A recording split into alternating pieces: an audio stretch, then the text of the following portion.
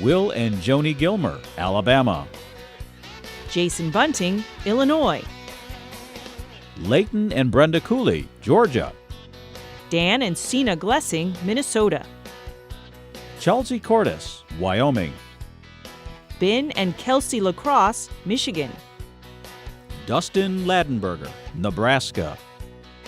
Ryan and Nikki McClure, Ohio. Derek Sawyer, Kansas. Jim and Andrea Schultz, New York. Scott and Mendy Sink, Virginia.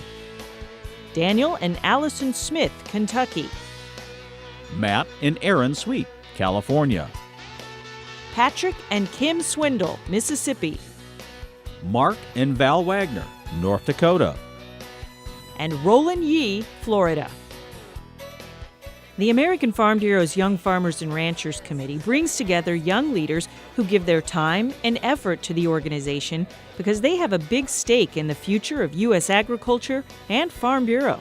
YF&R has been a great program to help me understand the full scope of what Farm Bureau is all about. It's given me training, not just to be more knowledgeable about our issues, but understanding how the organization works.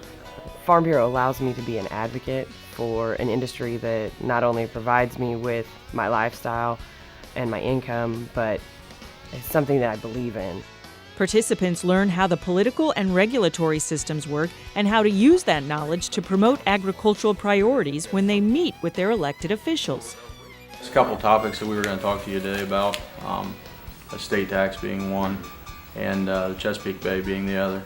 Farm Bureau's grassroots structures help us join together for a stronger voice, not only in Washington, D.C., but also at our home at our state capitol, to help pass legislation and possibly help stop legislation that's affecting agriculture.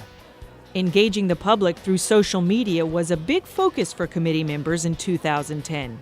It's a great opportunity for us to engage our consumers and tell them where our food is coming from, be it through social networking, blogging, Facebook, Twitter. We can do that all from the comfort of our tractor seats on our smartphones. We can explain to them why we use the production practices that we do, and hopefully they can feel a connection when they eat that next pork chop or that next apple. We need to engage groups like HSUS and PETA and make sure that we're in the conversation, we're not just the topic of conversation.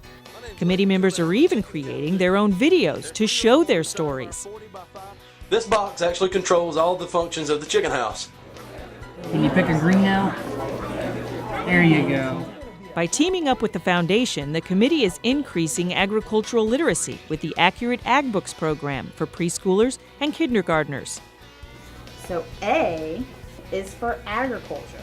It was amazing to walk into the school and to see the excitement on the children's faces and for them to want to talk to you and learn about where their food comes from and to find out that you actually raise the food that they eat and the excitement that they had to learn about it and the questions they asked.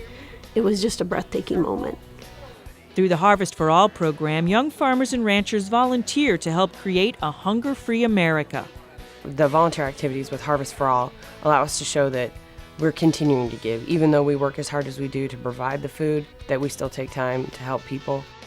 Starting at the collegiate level, YF&R competitive events attract young farmers and ranchers to Farm Bureau as they better themselves and their operations.